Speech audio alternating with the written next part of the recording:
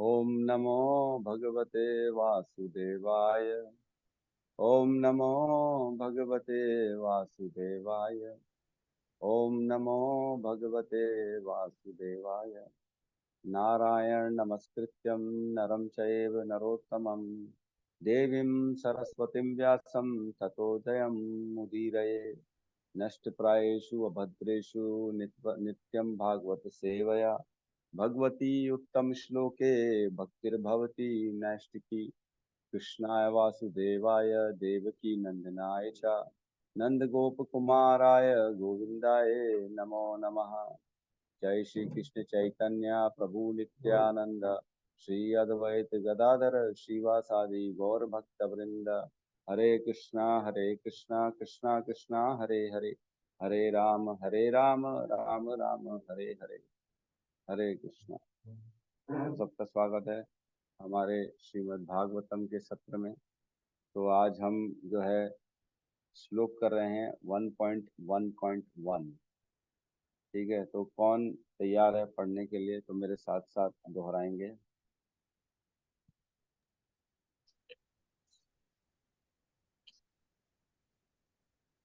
जन्मादि यस्य यतोऽन्वयात् इतरश्च अर्थेषु अभिज्ञस्वराट्।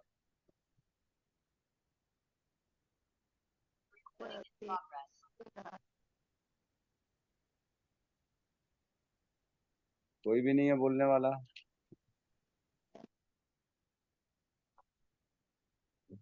पद्म प्रिय माता जी आप बोली, साथ में बोलेंगे। जी प्रभु। आनंदायी माता जी, सोनिका माता जी, आप लोग सब साथ में बोल सकते हैं, है ना।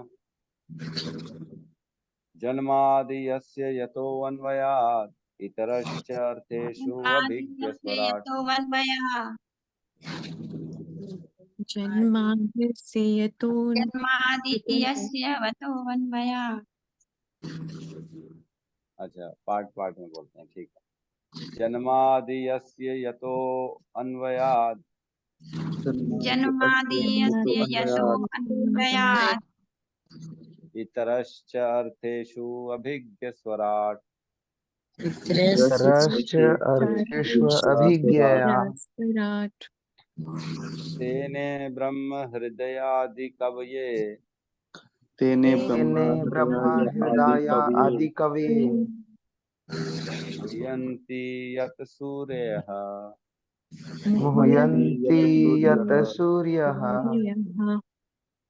तेजो वारी मृदां यथा तेजो वारी मृदां यथा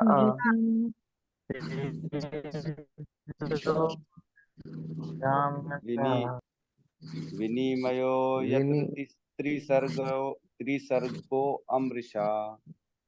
विनिमयो यत्र त्रिसर्गो मृषा धाम्ना स्वेन सदा निरस्तः कूकम् धाम्ना स्वेन सदा निराशकुहकम् सत्यं परं धीमहि। सत्यं परम धीमहि। कोई रिपीट करना चाहेगा? यस, सोनिका माता जी आप बुलवाइए।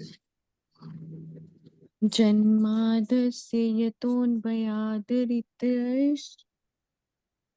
जन्माद्यस्य यतोऽन्वयाद् इतरश्च चार्थेष्वभिज्ञास्वराट्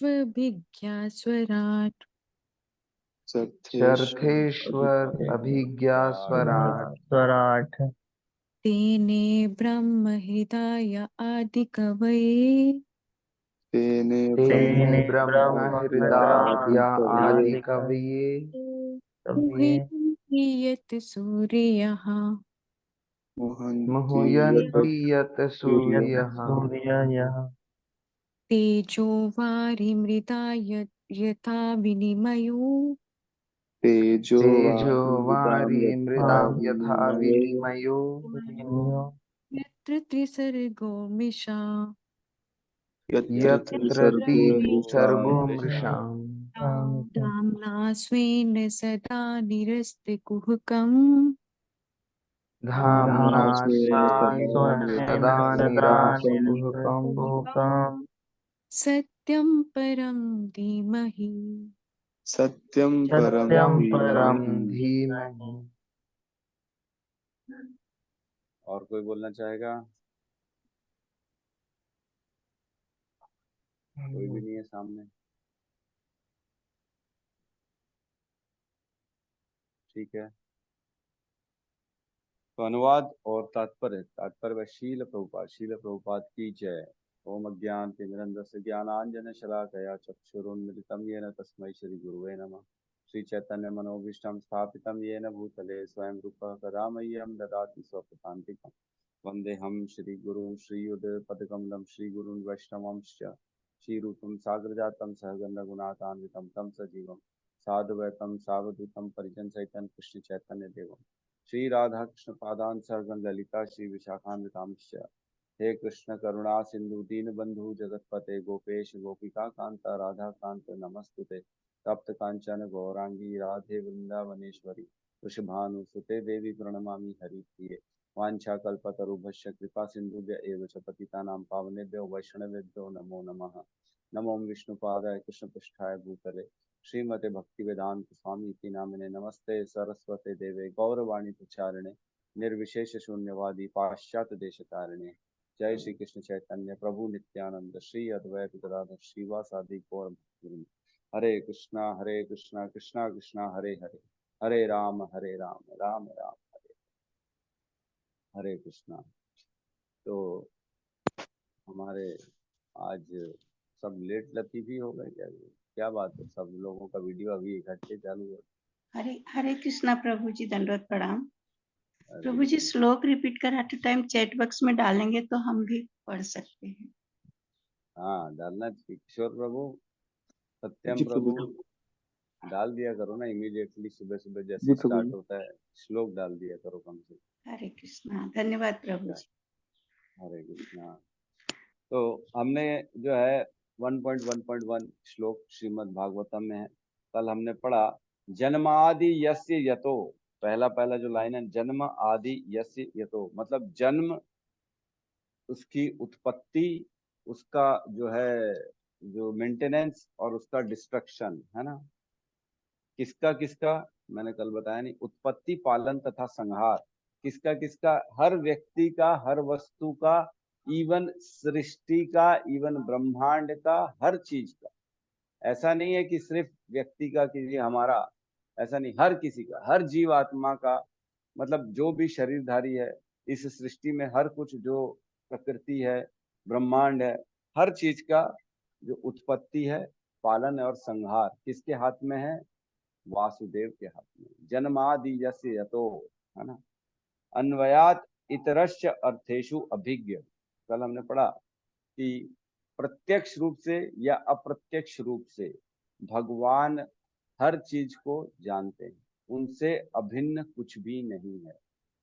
हम कहते हैं ना, है ना, कि अमावस की रात में, काले अंधेरे जंगल में, है ना, रात को एकदम गहरे अंधकार के रात में, अंधकार जंगल भरे में, एक काले पत्थर में काली चींटी रहती है, उसको कोई देख नहीं सकता, लेकिन उसके भी पेट की रक्षा कौन करते? प्रभु करते हैं। उसको भी खाना प्रदान करते भगवान। अभिज्ञ स्वराट, उनसे दूर कुछ भी नहीं है। ऐसी कोई वस्तु नहीं है जो भगवान को नहीं मालूम है। हम कहते हैं ना, अरे चोरी कर लिए, चोर बोलता है किसी ने नहीं देखा, कोई बोलता है मेरे को किसी ने नहीं देखा। ऐसा ऐसा पॉसिबल ही नहीं। हमेशा हर चीज परमात्मा के नॉलेज में रहती है। इवन हम तो ये जानते हैं, हमने तो अब इतना भी पढ़ लिया है कि कोई चीज हो ही नहीं सकती उनकी परमिशन के बगैर, है ना। उपदृष्टा अनुमंता च भर्ता भोक्ता महेश्वर, वही तो अनुमति प्रदान करने वाले हैं। कार्य होता तभी है जब उनकी अनुमति मिलती है ना। हम समझते हैं ये सारी चीजें, लेकिन लोग जो है मायावादी और भौतिकवादी लोग बहस करते हैं। वो लोग बोलते हैं नहीं नहीं ऐसा कुछ नहीं है, आप जो चाहो वो कर सकते हो, आप स्वयं एक दिन जो है ना भगवान बन सकते हो, आप में और भगवान में कोई फर्क नहीं है। घट आकाश पट आकाश, जैसे घड़े के अंदर का आकाश और घड़े के बाहर का आकाश, एक दिन घड़ा टूटेगा और दोनों मिल जाएंगे, एक हो जाएंगे। वैसे भी हम भी एक दिन ब्रह्म से मिल जाएंगे। जिस दिन हमारा शरीर छूटेगा, हमारी आत्मा और परमात्मा एक हो जाएगी, लीन हो जाएगी, हम भी परमात्मा बन जाएंगे, हम भी भगवान बन जाएंगे, हम भी ब्रह्म बन जाएंगे, है ना। अहम ब्रह्मास्मि, मैं ही ब्रह्म बन जाऊंगा। ठीक है, अभिज्ञ स्वर। और उसके बाद हम कल स्वराट पे चर्चा कर रहे थे। स्वराट पे हमने चर्चा करी। स्वराट का बहुत भारी मीनिंग होता है, उसको हल्के में नहीं लेना चाहिए। स्वराट मीन्स कोई प्रश्न नहीं कर सकता उनसे, कोई उनसे, उनकी उनकी इंडिपेंडेंस इतनी ज्यादा है कि उसमें किसी की कोई संभावना नहीं है। वो जो चाहें वो कर सकते हैं, टोटली फ्री है। हमने कल चर्चा करी थी, आज का जो संसार है, हम में भी भगवान के गुण आते हैं, इसलिए हम भी सब इंडिपेंडेंट होना चाहते हैं। कोई पत्नी चाहती है कि मेरे पति मेरे ऊपर बॉसिंग ना करे, बच्चे चाहते हैं हमारे मम्मी पापा हम पे बॉसिंग ना करे, है ना। सब चाहते हैं कि मैं इंडिपेंडेंट रहूं, और यही हमारे डिप्रेशन का कारण है। हमको ये समझना पड़ेगा, हम वो स्वराट नहीं है, हम उनके अंश हैं। इसलिए ये हमारे अंदर जो है ये क्वालिटी आती है, लेकिन ये क्वालिटी हमारे को यूज करनी है भगवान की सेवा में। We are not independent, we are always dependent on Krishna. हम हर चीज के लिए, हर समय, हर काल, हर परिस्थिति में भगवान पर डिपेंडेंट है, ये समझना पड़ेगा। वो सत्यचित आनंद है, वो सेवक, सेवा लेने के रूप में है, और हम सच्चित आनंद है सेवा देने के रूप में। हमारा पहले से ही आइडेंटिफाइड है कि हम हैं का, हमारा स्वरूप क्या है, जीवेरे स्वरूप है कृष्णेर नित्य दास। नित्य दास है हम। ऐसा नहीं है कि कभी किसी समय फ्री हो गए, आज दास हैं कल दास नहीं रहेंगे, ऐसा नहीं है। हम हर समय, हर काल, हर परिस्थिति में उनके नित्य दास रहेंगे। अब दास का अर्थ ये नहीं है कि हम उनके नौकर हो गए, है ना।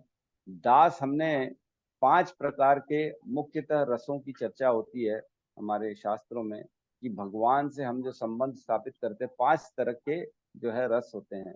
माधुर्य रस, है ना, और साक्ष्य रस, वात्सल्य रस, और दास्य रस, और शांत रस। ये 5 प्रकार से हम भगवान से संबंध स्थापित करते हैं, और इस 5 रसों में दास्य रस रहता ही है। अगर आप वात्सल्य रस में भी हैं, सपोज करो भगवान से प्रेमी प्रेमिका की बात कर रहे, गोपियों का प्रेम है, तो गोपियों का जो प्रेम है उसमें भी दास की भावना रहती है, सेवा की भावना रहती ही है। चाहे आप माधुर्य रस ले लो, सॉरी वात्सल्य रस तो जो है माता और पुत्र का जो है, जैसे यशोदा नंदन हो गई वात्सल्य रस में, तो उसमें भी उनकी सेवा मुख्यतः रहती है कि मैं अपने पुत्र की सेवा करूं। माधुर्य रस में जैसे गोपियां हैं, उनमें भी सेवा की भावना रहती है ना। साक्ष्य रस में जैसे मित्रों के हिसाब से, गोप बालों के हिसाब से, उसमें भी सेवा रहती है कि मेरे कृष्ण मित्र, मैं उसके लिए आज घर से बना के ये लेके जाऊंगा, आज उसके साथ खेलूंगा, उसके साथ घूमूंगा, उसकी सेवा करूंगा, माखन चोरी करेंगे मिलके। तो साक्ष्य में भी दास्य रस रहता ही है। तो दास्य तो ऑटोमेटिकली दास है ही है, और शांत रस में भी दास्य की भावना रहती है कि किस प्रकार मेरा उपयोग कृष्ण की सेवा में हो जाए। मृदंग सोच रहा है कब मैं बजूंगा, कृष्ण के लिए बजूंगा, कब मेरे यहाँ से मृदंग की आवाज आएगी और कीर्तन बजेगा, हरे कृष्णा कृष्णा कृष्णा हरे हरे, हरे राम राम राम हरे हरे। तो हर रस में दास्य रस रहता ही है। भगवान की सेवा इनबिल्ट होती है, ऑटोमेटिकली, डिफॉल्ट मोड, है ना। जैसे हम मोबाइल खरीदते हैं या कोई टीवी खरीदते हैं, कुछ में डिफॉल्ट मोड रहता ही है, ये रहेगा ही रहेगा, है ना। वैसे ही दास्य रस सब में रहता ही है। तो वैसे ही हम भगवान के ऑलवेज नित्य दास है, लेकिन भगवान जो है वो टोटली फ्री। भगवान को कोई भी क्वेश्चन नहीं कर सकता। ठीक है, तो हर बच्चा सोचता है कि मैं बड़ा हूं और एक दिन फ्री हो जाऊं। हमारे अंदर ये भावना रहती है ना। बच्चे, हम भी बचपन में थे तो ऐसा लगता था मेरे बड़े कितने अच्छे हैं ना, उनको कोई बोलने वाला नहीं, कोई क्वेश्चन करने वाला नहीं। मेरे को कितनी प्रॉब्लम है, मेरे को पढ़ाई के लिए मम्मी डांटती है, खाने के लिए डांटती है, सोने के लिए डांटती है, ये डांटती है वो डांटती है। लेकिन जैसे ही हम बड़े होते हैं ना, जब हमारे अंदर इंडिपेंडेंट आ जाती है, तब ऑटोमेटिकली ना अंदर से भावना आती है कि यार वो समय ज्यादा अच्छा था, है कि नहीं? हम सब ने ये अनुभव किया है कि नहीं किया है कि वो वाला समय बचपन वाला, जब हमारे ऊपर रहते थे माता पिता सब रहते थे, सबकी डांट भी चलती थी और हम अपना जीते भी थे, वो समय आज से ज्यादा बेहतर।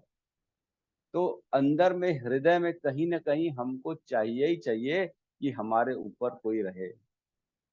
हम एक्चुअल में सिर्फ सोचते भर हैं कि हम इंडिपेंडेंट हो जाएं, लेकिन एक्चुअल में हमारी अंदर हृदय की इच्छा यह है कि हमारे ऊपर कोई रहेगा, है ना? देखते हैं, मैं कई लोगों से चर्चा करता हूँ, हमारे मित्र भी हैं, वो कहते हैं कि मेरे को कोई बोलने वाला नहीं, है ना?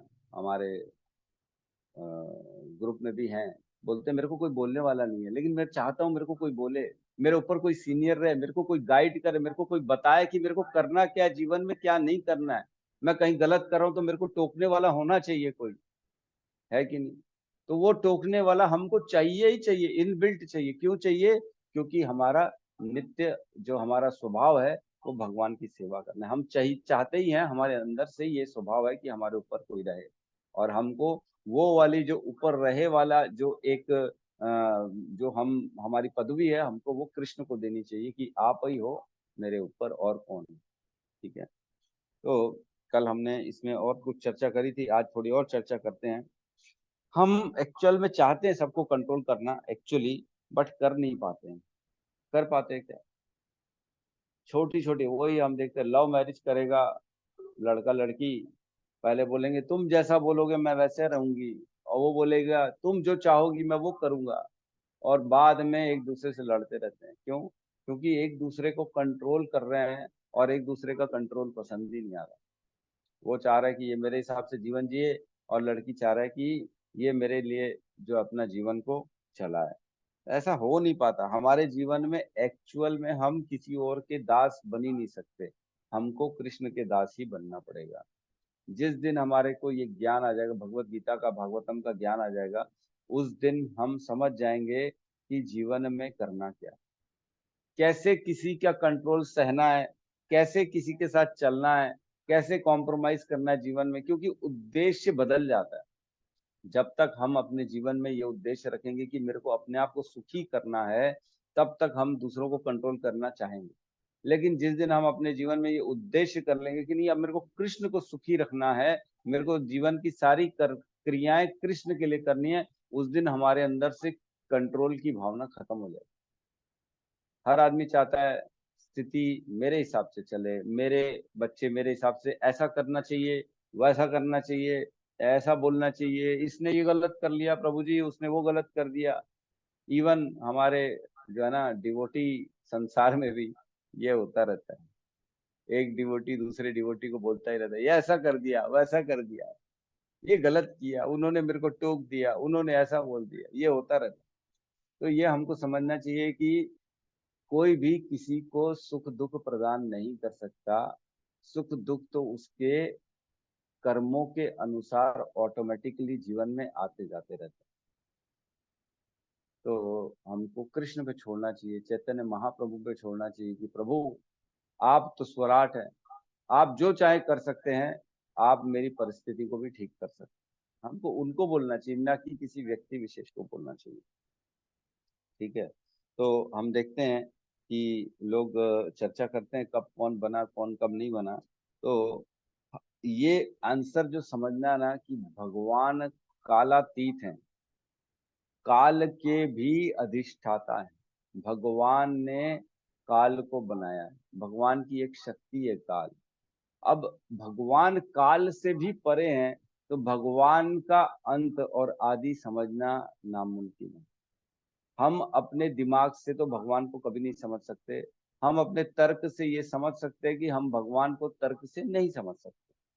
भगवान को समझने के लिए शरणागति चाहिए, और भगवान की खुद की कृपा चाहिए, है ना? भगवान को समझना नेक्स्ट टू इम्पॉसिबल है। हमने पढ़ा है 10वें अध्याय में दूसरे श्लोक में, है ना, न मे विदु सुरागणा प्रभवम न महर्षया अहम आदि ही देवानाम मारे महर्षिणाम च सर्वशः। मैं मेरे को तो देवता नहीं जान सकते, भगवान बोलते हैं अर्जुन। मेरे को महर्षि, ऋषि भी नहीं, महर्षि लोग नहीं जान सकते, मेरे प्रभाव को नहीं जान सकते, मैं क्या क्या करता हूँ। अहम न मैं विदुः सुरागणा प्रभवम न महर्षया, महर्षि भी नहीं जान सकते। अहम आदि ही देवानाम, मैं तो देवताओं का भी आदि हूँ, उनकी उत्पत्ति मेरे कारण होती है। वो मेरे सामने ही तो बच्चे थे, बड़े हुए, मैंने ही तो सब प्रदान किया उनको। अहम आदि ही देवानाम महर्षि नाम सर्वशा, ये लोग सब जितने लोग हैं मेरे को कोई नहीं जान सकता। भगवान बताए, अपन ने पढ़ा था 10वें अध्याय भगवत गीता में। तो यहाँ पे भी वही कह रहे हैं, भगवान स्वराट हैं, वो किसी पे भी अपनी कृपा कर सकते हैं, किसी पे भी अपने किसी भी ऐसा कार्य कर सकते हैं जो सही है कि गलत है। एक बार क्या हुआ, सुदामा, हम जानते हैं सुदामा की कथा। तो सुदामा एकदम गरीब था, है ना, हम जानते हैं, कुछ भी नहीं था, खाने पीने को नहीं था। उधारी मांग के, आजू बाजू वाले लोगों से घर से मांग के 3 मुट्ठी जो है पोहा, तांदुल जिसको बोलते हैं, पोहा ही बोलते हैं उसको, पोहा लेके गया था भगवान के लिए। बड़े प्रसन्न हो गए थे भगवान। भगवान उसके चरणों का अभिषेक किए थे, है ना, सुदामा का स्वागत किया था, दौड़ पड़े थे भगवान नंगे पैर उनके लिए। बुलाया बुलाया, अपने राज सिंहासन पे बिठाया और उसका चरणों का अभिषेक किया। और भगवान ने उससे जो मंगा, बोले क्या लाए हो तुम मेरे लिए, तो छुपा रहा था, बोले इतने बड़े जो है द्वारकाधीश को मैं क्या ये 3 मुट्ठी बदबूदार जो है ये दूंगा, तांदुल दूंगा। तो नहीं नहीं बोले, छीनने लगे आपस में, बोले नहीं नहीं, दो दो दो दो मेरे को। तो दे दिया, छीन के 2 मुट्ठी खा लिए। फिर तीसरी में तो रोक दिया सत्यभामा माता ने, बोले नहीं नहीं, ये ज्यादा हो जाएगा, तुम सब दे दोगे फिर उनको। तो एक्चुअल में सुदामा के भाग्य में, पूरे भाग्य में गरीबी थी, है ना, गरीबी थी। लेकिन जैसे सुदामा निकले द्वारकापुरी से, भगवान ने उनके लिए सुदामापुरी बना दिया, पूरा घर उनका स्वर्ण का बना दिया, है ना। तो जब भाग्य के देवता भगवान के पास आए, कृष्ण के पास, तो बोले ये क्या किया प्रभु ने, प्रभु आपने, प्रभु इनके तो भाग्य में है ही नहीं स्वर्ण, आप क्यों दे रहे हो इनको, कैसे दे सकते हो, कैसे मैं अकाउंट कैसे करूं, इनको देने के लिए आपने मेरे पास लिखा है नहीं, मेरे रजिस्टर में इनको धन देना लिखा ही नहीं है आजीवन सुदामा को। तो बोले मैं कैसे कर लूं इसको, कैसे कैसे समझूं मैं इसको, आपने दे दिया।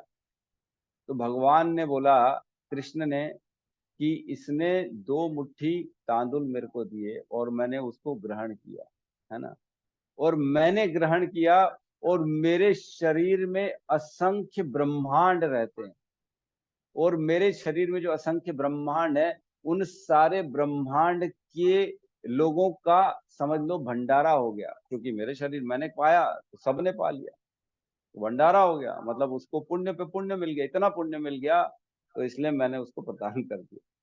तो हाथ जोड़ के बोले, हाँ प्रभु आप जो बोलो, आप तो स्वराट हो, आप कुछ भी कर सकते हो, आपके जो है प्रश्न चिन्ह नहीं उठाया जा सकता आपकी कोई भी क्रिया पे। तो भगवान ऐसे हैं, हम देखते हैं भक्तों के लिए भगवान सब कर लेते हैं, है ना। तो वैष्णव भी वैसे ही होते हैं, वैष्णव भी किसी का भाग्य हो, किसी का जो प्रारब्ध हो, उसमें प्रवेश करके जबरदस्ती उस पर कृपा करते हैं, है ना। हम वैसे हम सब में ना भक्ति के लायक नहीं है, लेकिन ये तो गुरुओं और वैष्णवों की कृपा है, जो हमारे जीवन में प्रवेश करके हमको भगवान हरि का नाम दिया उन्होंने, है ना। तो हम देखते हैं एक और प्रसंग आता है, भगवान की 16,108 रानियां हैं। भगवान की रानियों, हर रानी के साथ भगवान अलग रूप में रहते हैं। हर रानी को ये लगता है कृष्ण तो मेरे साथ ही हैं और किसी के साथ नहीं। तो लोग इस पे भी प्रश्न उठाते, इतनी सारी रानियां, इतने सारे ये ऐसे वैसे, तो भगवान में ये शक्ति है, वो स्वराट है, वो कुछ भी कर सकते हैं, हर किसी को संतुष्ट करते हैं भगवान। जब गिरिराज गोवर्धन पर्वत उठाया उन्होंने, तब चारों तरफ गांव वाले खड़े थे, और सब गांव वाले को ऐसा दिख रहा था कि कृष्ण तो मेरे को देख रहे हैं सिर्फ, और दूसरे किसी को नहीं देख रहे हैं। तो भगवान सबको संतुष्ट करने की शक्ति रखते हैं एट अ टाइम, ये होती है स्वराट। तो हमने एक और श्लोक पढ़ा है भगवत गीता में, 9.4 में पढ़ा है, 9.3 और 4 में शायद पढ़ा है, जिसमें भगवान कहते हैं न च मत्स्यानि सर्वभूतानि, और उसी के बाद श्लोक में कहते हैं मत्स्यानि च सर्वभूतानि, है ना, मैं हर जगह हूं भी और मैं हर जगह नहीं भी हूं। भगवान है भी और नहीं भी, और वो रहते अपने धाम में हैं लेकिन अपनी शक्तियों से हर जगह प्रवेश कर जाते हैं। ठीक है, तो इसमें एक प्रभुपाद ने एग्जाम्पल दिया है गोल्ड माइन का, हमारे तात्पर्य में है। तो उसमें बताया गया है कि जिस प्रकार स्वर्ण की खान जो होती है, सोने की खान, और वो और सोने की ज्वेलरी में कोई अंतर नहीं होता है ना। जैसे सोने की अंगूठी है और सोने की खान, तो सोने की अंगूठी में भी सोना तो है, लेकिन सोने की अंगूठी और सोने की खान में बहुत बड़ा अंतर है ना। क्या कोई भी हिसाब से दोनों एक माने जा सकते? नहीं माने जा सकते, लेकिन एक माने भी जाएंगे क्योंकि सोने से ही तो सोने की अंगूठी बनती है। तो वैसे ही है भगवान। भगवान जो है वो अचिंत्य भेदा भेद, भगवान खान है और हम उनका एक अंश है, मात्र एक छोटा सा अंश है। ठीक है, एक और इसमें वर्ड यूज हुआ है तात्पर्य में, असमोर्धव। असमोर्धव है ना, इसमें असमोर्धव ये कहाँ यूज है?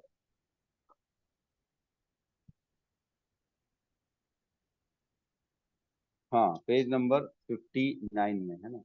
ईश्वर का नाम असमोर्धव है, जिसका अर्थ यह है कि कोई न तो उनके तुल्य है न उनसे बढ़कर है।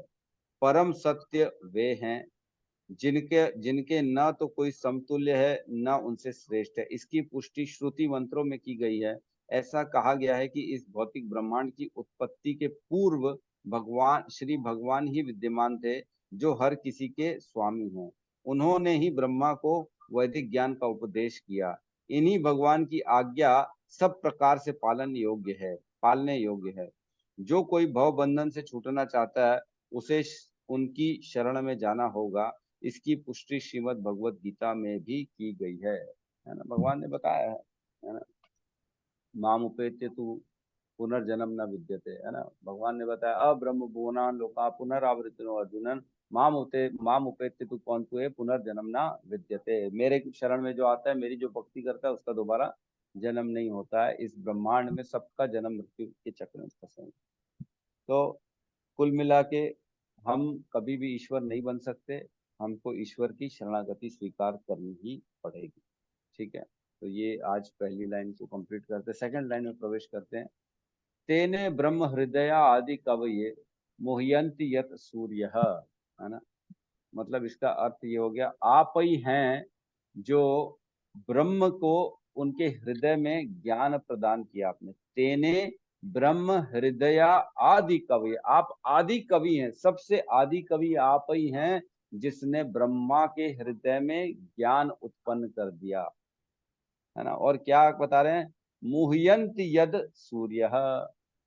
मुह्यंती यद सूर्य मतलब सारे लोग आपके कार्यों में मोहित होते हैं, पता ही नहीं पड़ता है। सूर्य मीन्स देवता तक विमोहित हो जाते हैं कि क्या ये कृष्ण है कि नहीं है, ये कौन है, ये कृष्ण है कि कोई ऐसी साधारण व्यक्ति है। जैसे हम देखते हैं गिरिराज गोवर्धन की जो लीला हुई, इंद्र मोहित हो गए, ये कौन है, ये बालक कौन है, समझ में ही नहीं आ रहा है किसी को। ब्रह्मा जी मोहित हो गए, ये कौन है। हमने देखा अगासुर, वृत्तासुर, तृणासुर, सबका वध कर दिया भगवान ने, छोटे छोटे शिशु के रूप में, है ना। दामोदर लीला जब हो रही थी, छोटे से भगवान ना, गोपाल गोपाल जो छोटे से हैं, वो दो दो बड़े बड़े वृक्ष को गिरा दिया उन्होंने। क्या पॉसिबल है? कोई बच्चा पेड़ को गिरा सकता है? नहीं गिरा सकता। तो सब विमोहित हो गए, जो है ना, इसके दोनों बच्चे थे, क्या बोलते हैं, जो पेड़ से निकले, नल कुबेर। कुबेर मणिग्रीव, है ना। नल कुबेर मणिग्रीव, कुबेर के पुत्र जो दोनों हैं, दोनों में बड़ा अहंकार था पहले कि हम तो कुबेर के पुत्र हैं, संसार का धन जो है ना उसके रक्षक जो है कुबेर, उनके हम पुत्र हैं। और वो नारद जी के श्राप से पेड़ बन गए। जब पेड़ बन गए तब अनेक अनेक वर्षों तक पेड़ बन के खड़े रहे। उसके बाद जब कृष्ण आए तब उद्धार हुआ उनका। तब उन्होंने पहले परिक्रमा करी छोटे से भगवान की, और उनको प्रणाम किया, उनकी स्तुतियां की। और बाजू में ना दूर में उनके वो भगवान के मित्र देख रहे थे। उन्होंने बताया भी फिर बाद में सबको कि कोई तो निकला और इनकी परिक्रमा कर रहा था, इनको प्रणाम कर रहा था। तो बोले वो सब छोड़ो, भगवान ठीक है ना, कृष्ण तो ठीक है ना हमारे। सब मोहित हो जाते हैं कि ये है कौन, कृष्ण है कि नहीं है, ये भगवान है कि नहीं। यशोदा मैया को उन्होंने अपने मुख में पूरा ब्रह्मांड दिखा दिया, तो भी यशोदा मैया बोलती ओहो हो, मैं क्या देख रही हूँ, ये लाला के मुंह में क्या है, लाला कैसा कर रहा है तू, बंद कर इसको, चल मेरे साथ। तो ऐसा होता है, भगवान को देख के सब मोहित हो जाते हैं। भगवान को हम लोग मान ही नहीं पाते कि भगवान है, देवता तक नहीं मान पाते। तो हम देखते हैं हर जीव के पास रिलेटिवली 100 साल होते हैं, चाहे एक मच्छर क्यों ना हो, चाहे ब्रह्मा जी क्यों ना हो, चाहे कोई भी क्यों ना हो, हर व्यक्ति 100 साल जीता है।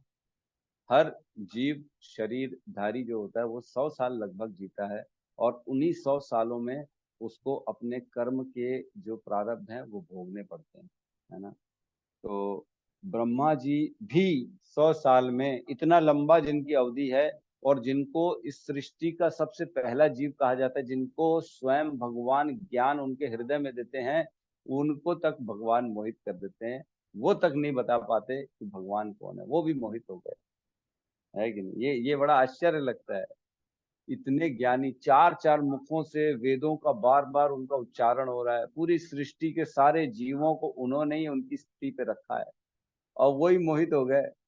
ये तो ऐसे हो गया कि हमने ही घर बनाया, हमारे रोहित प्रभु आर्किटेक्ट हैं, वही घर बनाए, पूरा कंप्लीट कर दिया, और बाद में जाके देख रहे तो सोच रहे ये घर मैंने बनाया, किसने बनाया, ये है किसका घर, मेरे को समझ में नहीं आ रहा। ऐसा ऐसा कभी हो सकता है क्या? तो ऐसा है, ऐसा एग्जाम्पल भी भगवान देते हैं। जैसे एक इंजीनियर है, वो अपने प्रोजेक्ट के बारे में सब कुछ जानता है, कहाँ पे क्या है, क्या लगना है, क्या नहीं लगना है, कौन से पाइपलाइन, कहाँ से बिजली का तार, कहाँ गड्ढा, कहाँ ऊंचा मोटा, सब मालूम होता है इंजीनियर को। वैसी भगवान है, भगवान को सब मालूम है क्या क्या कहाँ पे है। भले इंजीनियर साइट पे जाएगा नहीं, लेकिन उसी की ड्राइंग, उसी के सुपरविजन में सारे काम होते हैं, भले वो जाए नहीं चाहे देख जाए, लेकिन उसको मालूम सब होता है। वैसी भगवान है, उनको मालूम सब होता है। तो तेने ब्रह्म हृदय आदि कवि मुह्यंति मुह्यंति यत सूर्य। हम सब मोहित हो जाते हैं जिस प्रकार हम देखते हैं कि हम कई बार रस्सी को सांप समझ जाते हैं, होता है कि नहीं। सांप है नहीं, लेकिन सांप लग भी गया और भय भी हो गया, आदमी उचक भी जाता है, दौड़ भी जाता है, भग भी जाता है, लेकिन वो तो रस्सी है। तो क्यों हुआ ऐसा? हम मोहित हो गए, हमको ऐसा लगा शायद वो जो है सांप है। ठीक है, तो तेने ब्रह्म हृदय आदि कवि मुह्यंति यत् सूर्य। सारे देवी देवता, ऋषि, महर्षि जितने हैं, सब मोहित हैं भगवान से कि ये हैं कौन। थर्ड लाइन में प्रवेश करते हैं।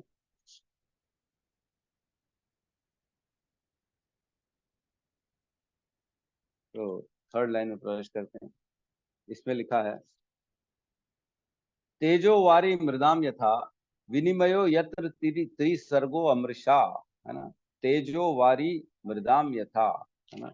इसमें अर्थ यह है कि जिस प्रकार अग्नि में जल दिखता है, कई बार जल में अग्नि दिख जाता है, रेगिस्तान में पानी दिख जाता है, रोड में पानी दिखता है गर्मी के दिनों में दूर दूर, है ना, जिसको मिराज बोलते हैं इंग्लिश में, मिराज।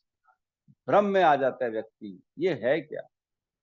वैसे ही ये जो है ना, ये भौतिक संसार हमको सच लगने लग जाता है, ये तीन गुणों के कारण, है ना। तीन गुण प्रवेश करते हैं इसमें, त्रिसर्गो अमृषा, ये तीन गुण इसमें प्रवेश करते हैं, और ये सब जो भौतिक प्रकृति में हो रहा है, ये हमको सब सच लगने लगता है। अरे वाह, मैं कितना प्रसन्न हूँ, मैं कितना, वाह, आज तो मेरा नाम लिया जा रहा है, आज मेरी वाहवाही हो रही है, कितना प्रसन्न हो जाता है व्यक्ति। तो क्या ये सच है?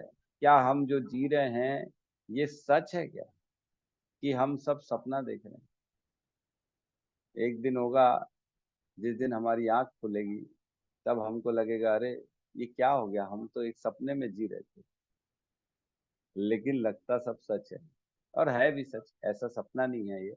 इस जीवन के कर्म हमारे साथ जाते हैं, लेकिन आज जैसे हम बचपन की यादें देखें, तो वो कहाँ है समय, वो तो जा चुका है, वो तो सपने के समान अब बस हमारे हृदय में है, हमारे मस्तिष्क में, और कुछ नहीं है, वो सच नहीं है अब। अब निकल चुका वो। तो वैसे ही ये संसार जो है ना, ये हमें सच लगता है ये, लेकिन असत है ना। इसमें जो अपना है, जो पराया है, जो हम मान है, अपमान है, सम्मान है, तीन गुणों के कारण सुख दिख रहा है, दुख दिख रहा है, परेशानी दिख रही है, ये सब सब भ्रम है हमारा। एक्चुअल में आत्मा का इन सब से कोई लेना देना नहीं है। हम फंसे हुए हैं, एक ट्रैप में फंसे हुए हैं, इससे निकलना हमारे को है, और इस ज्ञान के माध्यम से ही हम यहाँ से निकल सकते हैं। हम देखते हैं 84 लाख योनिया में हम भटक रहे हैं, है ना। हम पढ़े हैं भगवत गीता में, जिसमें कहते हैं इच्छा द्वेष समुत्थेन द्वंद्व द्वंद्व मोहेन भारत सर्वभूतानि सम्मोहम सर्गे यान्ति परंतपा। सिर्फ इच्छा द्वेष के मोह में फंसे हुए हैं, और उसी के कारण जन्म मृत्यु हुआ जा रहा है, हुआ जा रहा है, हुआ जा रहा है ना। हम क्यों फंसे हुए इस शरीर में? क्योंकि इच्छा है हमारी, हमने ये चाहा था, हमारे अंदर ये भ्रम था कि मैं ये करूंगा तो मैं सुखी हो जाऊंगा। मैं सुखी होना चाहता हूँ, है ना। मैं हवा में उड़ना चाहता हूँ, मैं सबसे बड़ा बनना चाहता हूँ, मैं कंपनियों का मालिक बनना चाहता हूँ, मैं अमिताभ बच्चन बनना चाहता हूँ, मेरे पास भी 50 गर्लफ्रेंड रहें, सलमान खान में बनूं, मैं ये बनूं, मैं सबसे सुंदर लड़की ऐश्वर्या राय बन जाऊं। ये सब हमारी इच्छाएं जो है ना, वो हमारे को यहाँ फंसा के रखती हुई है इस संसार में। और उन इच्छाओं के कारण जो ये भ्रमिक, ये जो इल्यूजनरी वर्ल्ड है, ये हमको सच प्रतीत होता है, सिर्फ इच्छा द्वेष के कारण। और उसी के कारण हम अलग अलग योनियों में तय करते हैं। तो हम देखते हैं भौतिक प्रकृति 3 गुणों से बनती है। हम जानते हैं 3 गुण हमें पूरा जीवन अफेक्ट करते रहते हैं। लेकिन जो समझदार है, जो भगवत गीता का ज्ञान जानता है, वो 3 गुणों को समझ सकता है, लेकिन बाकी कोई व्यक्ति 3 गुणों को नहीं समझ सकता, और वो मजबूरी में 3 गुणों के रहते रहते उसी में काम करेगा, और उन्हीं के अनुसार अपना पूरा जीवन खत्म कर देगा, है ना। प्रकृति क्रिया माणानी गुणे कर्माणि सर्वशः। गुण ही प्रकृति के हैं जो काम कराते हैं। अहंकार वश हमको लगता है कि हम काम कर रहे हैं, लेकिन ऐसा नहीं। लेकिन जो ज्ञानी व्यक्ति है, जो समझ सकता है, वो अपने गुण को बदलने में लगेगा। मैं रजोगुण में हूँ, तमोगुण में हूँ, सतोगुण में, मैं कौन से गुण में हूँ, मैं इसको पार करके कैसे मैं भगवान की भक्ति में आगे बढ़ूं, कैसे अपने आप को सतोगुण में रखूं, कैसे तमोगुण से दूर रहूं, है ना। जल्दी क्यों सो जाते हैं हम लोग? क्योंकि जैसे जैसे रात बढ़ती है, तमोगुण का प्रकोप बढ़ता है। जितना हम तमोगुण के वातावरण में रहेंगे, हमारा जीवन में इफेक्ट मारेगा तमोगुण। तमोगुणी खाना खाएंगे तो तमोगुण में हम धीरे धीरे प्रवेश करेंगे। तमोगुण का समय जैसे रात्रिकालीन जागृत करेंगे, जागेंगे, तो हम धीरे धीरे तमोगुण में प्रवेश करेंगे। हम तमोगुण, जैसे खाना है, हमने चर्चा करी, खाना तमोगुणी खाएंगे तो धीरे धीरे हम तमोगुणी होते चले जाएंगे। तो हमने ज्ञान से ये समझ लिया है क्या तमोगुणी है, क्या सतोगुणी है, क्या रजोगुणी है।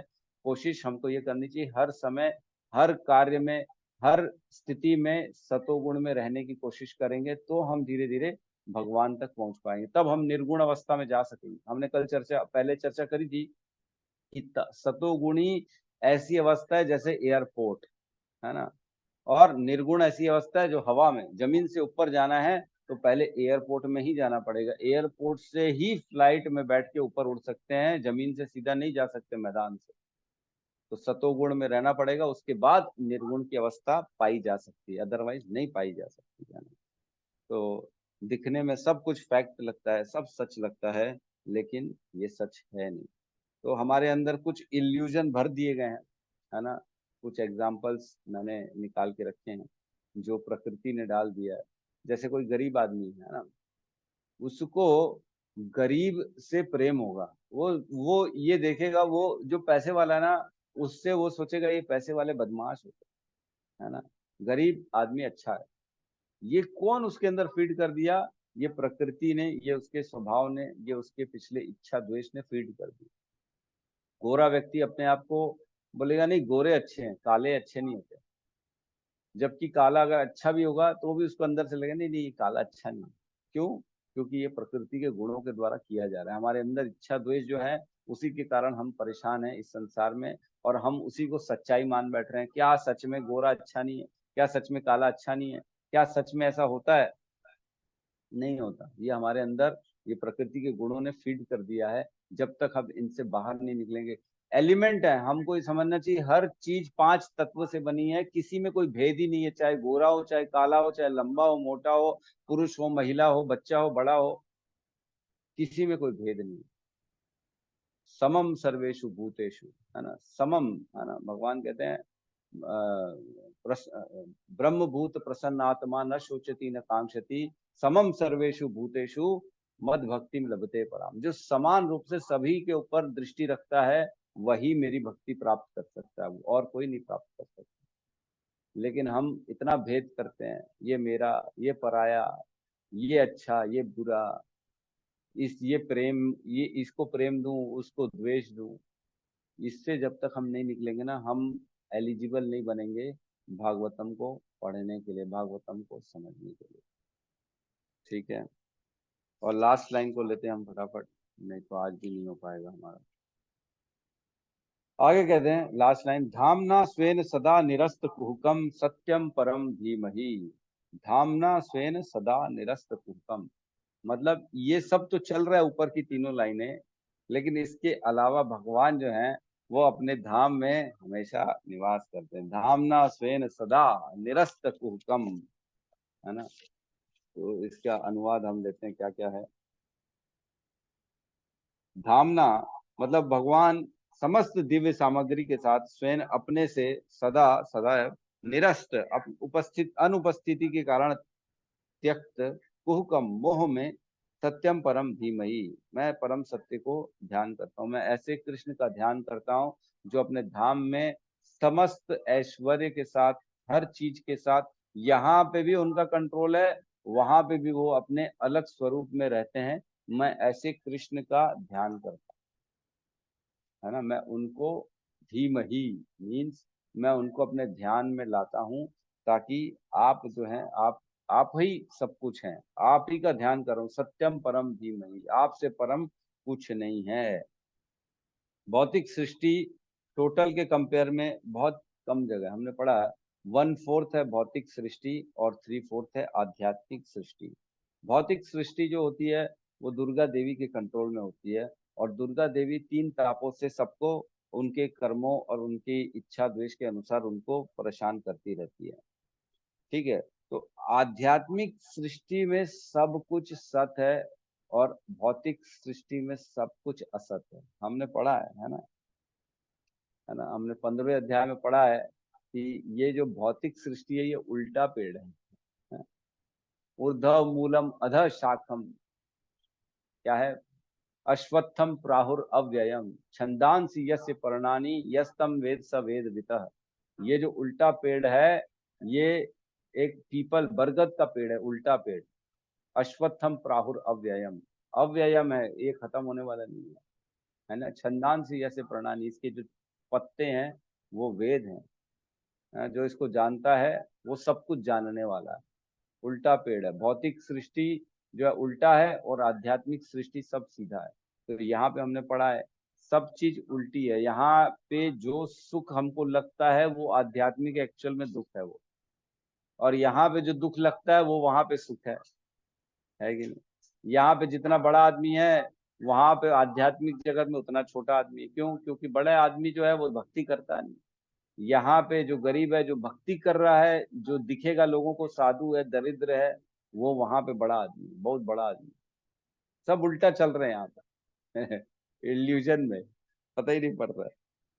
तो भगवान ने बताया भगवत गीता में, संसार दुखालयम अशाश्वतम, यहाँ पे सिर्फ दुख ही दुख है और अशाश्वत टेम्पररी है ये संसार।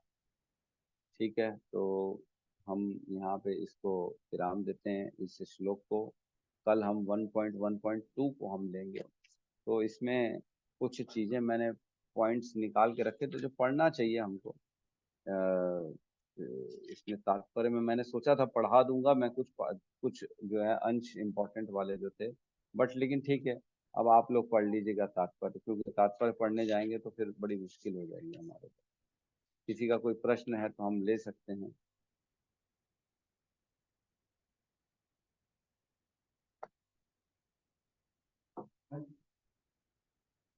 यस मद्धा प्रभु, आप बताइए। मद्धा प्रभु हमारे पुराने जुड़े हुए हैं काफी समय। हरे कृष्ण प्रभु दंडवत। हरे कृष्णा। प्रभु जी आपने कहा कि भगवान की 16,108 पत्नियां थी, तो बच्चे कितने थे प्रभु जी? क्या कह रहे हैं आप प्रभु जी? प्रभु जी आपने कहा भगवान की 16,108 पत्नियां थी, तो हाँ बच्चे हाँ। कितने थे प्रभु जी? सबसे 10-10 बच्चे थे। हर रानी से उनके 10 पुत्र उत्पन्न हुए थे। भागवत वर्णन है इसका शास्त्रों में। हर यानी कि किसी कुछ से 10। 1 लाख कुछ बच्चे हो गए। 1,60,000 ये प्रभु इतने बच्चे थे भगवान के। ये उनका भी प्रभु जी, पूरा लिखा हुआ है। आप डिटेल में जाएंगे ना तो उनके बारे में भी सब लिखा है कि कौन कितना बच्चा है, कौन क्या है, क्या हुआ।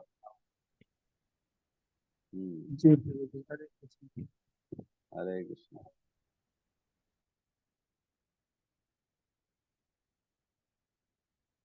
यस, और हमारे रघुनाथ दास जी। हरे कृष्ण जी, दंडवत प्रणाम।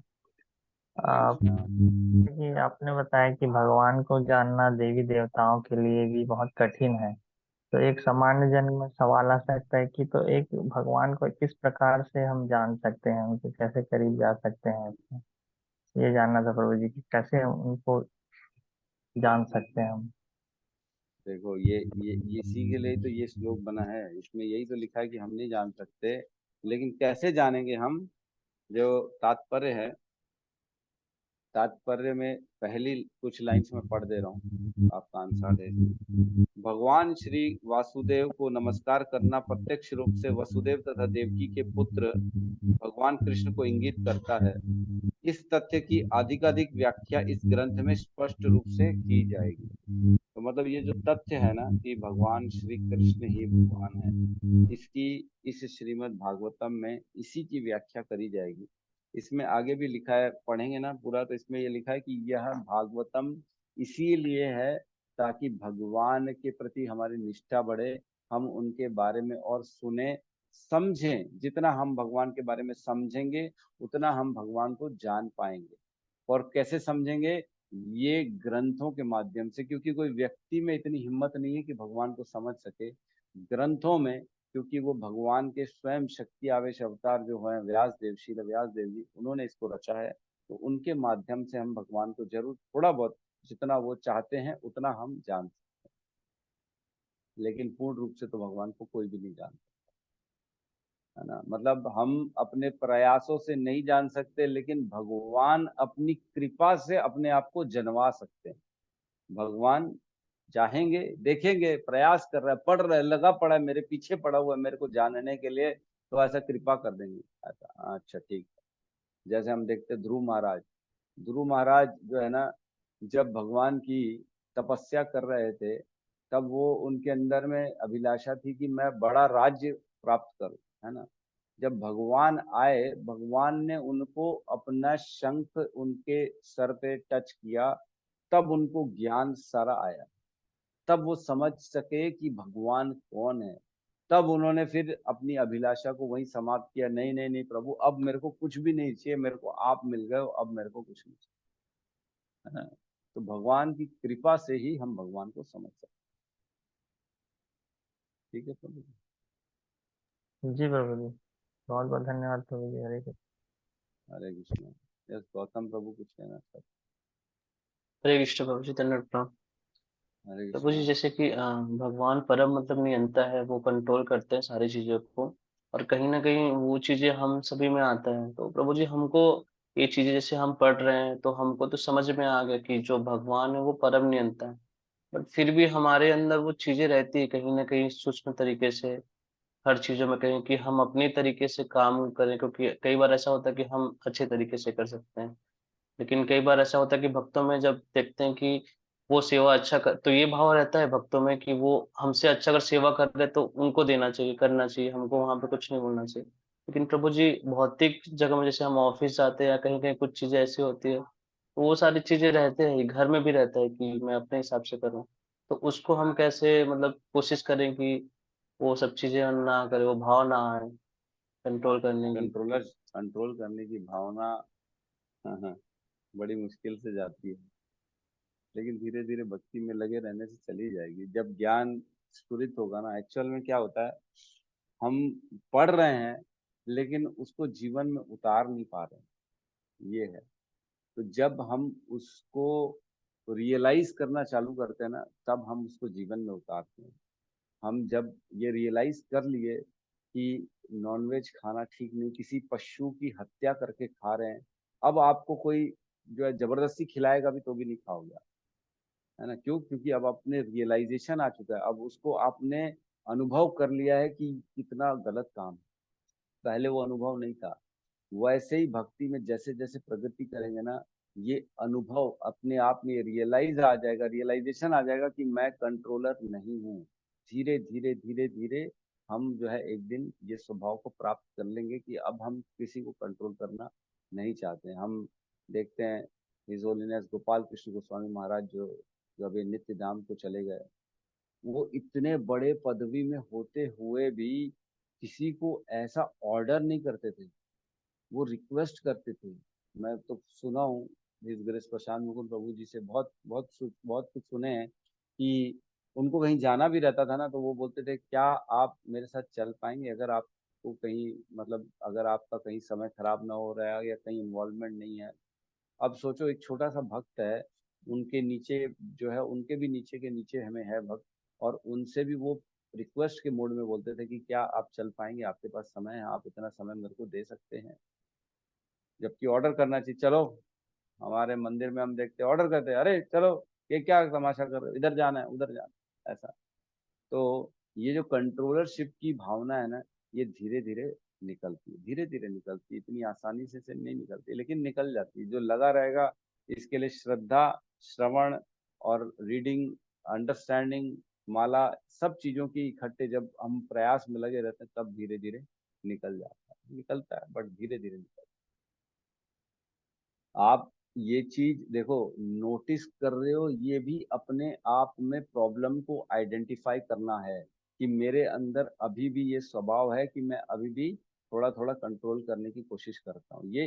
ये खुद में ये आपने प्रॉब्लम देख लिया है, लोगों को तो दिखता भी नहीं है कि मैं कंट्रोल करने की कोशिश कर रहा हूँ, समझ रहे हैं? आज हमारे अंदर ये स्वभाव बन जाता है ना, तो हमको लगता है तो नेचुरल है, इससे क्या फर्क पड़ना है, ये नेचुरल। लेकिन आप उसको भी देख रहे हो, मतलब आपको समझ में आ रहा है कि ये कहीं ना कहीं मेरे को इसको बाहर करना है अपने जीवन से, ये स्वभाव ठीक नहीं है। तो जैसे आपने आइडेंटिफाई कर लिया है, तो धीरे धीरे धीरे धीरे उससे आप देखना ऊपर आ जाओगे, आ जाएगा धीरे धीरे। ठीक है, जी प्रभु जी, धन्यवाद। धन्यवाद। और किसी का कोई प्रश्न है तो ले सकते हैं, नहीं? ठीक है, तो हम कल दूसरे श्लोक को लेंगे, और सबसे रिक्वेस्ट है कि तात्पर्य जरूर पढ़ लीजिएगा, क्योंकि तात्पर्य के बिना श्लोक अधूरा है। हमने एक्चुअल में नहीं पढ़ा है, फिर अगर तात्पर्य नहीं पढ़ा तो हमने नहीं पढ़ा, ये मान के चलिएगा, क्योंकि प्रभुपाद ने जो लिखा है उससे श्रेष्ठ तो कुछ हो ही नहीं सकता, है ना? उनसे श्रेष्ठ कुछ भी नहीं है। हम चाहे क्यों ना 10 घंटे बोलते रहे श्लोक में, लेकिन प्रभुपाद के वर्ड्स को अगर नहीं पढ़ा तो भाव नहीं आ पाएगा। तो प्रभुपाद के वर्ड्स को पढ़ना बहुत जरूरी है, आप सबको पढ़ना ही पड़ेगा अगर आपको भागवतम पढ़नी है तो, है ना? अगर आप चाहते हैं कि मैं भागवतम पढूं, मेरे को समझ में आए भागवतम, तो आपको वो तात्पर्य जरूर पढ़ना पड़ेगा। तो मैं कल फिर पूछूंगा सबसे तात्पर्य कौन कौन पढ़ा। हमारे किशोर प्रभु ने डाल दिया पीडीएफ ग्रुप में, जिनके पास भागवतम नहीं है वो पीडीएफ से पढ़ सकते हैं, मोबाइल में दिया हुआ है। और किशोर प्रभु आज ही दूसरे श्लोक का पीडीएफ भी बना के डाल दीजिएगा, ताकि कल जो पढ़ना है लोगों के पास पहले ही रहे, किसी को प्रिंट आउट निकालना है, 2-4 पन्ने अपने पास कल के लिए पहले से ही निकाल के रख लो, ताकि कल जो है साथ में हम श्लोका पढ़ सकें, पढ़ सकें, समझ सकें। जी ठीक प्रभु है, जी। तो हम यहाँ पे आज की क्लास को क्लोज करते हैं। सब मिलके हरे कृष्ण महामंत्र का जाप कर लेते हैं। हरे कृष्णा हरे हरे कृष्णा कृष्णा हरे कृष्णा हरे कृष्णा कृष्णा कृष्णा कृष्णा कृष्णा कृष्णा हरे हरे हरे हरे हरे हरे हरे राम राम हरे राम राम राम राम हरे राम हरे। हरे राम हरे। हरे हरे। सभी भक्त वृंद की जय। जय जय जगत गुरु श्रील प्रभुपाद की जय। जय जय निताई गौर प्रेमानंदे। हरि हरि हरि हरि बोल। बोल, हरि हरि हरि बोल। हरि।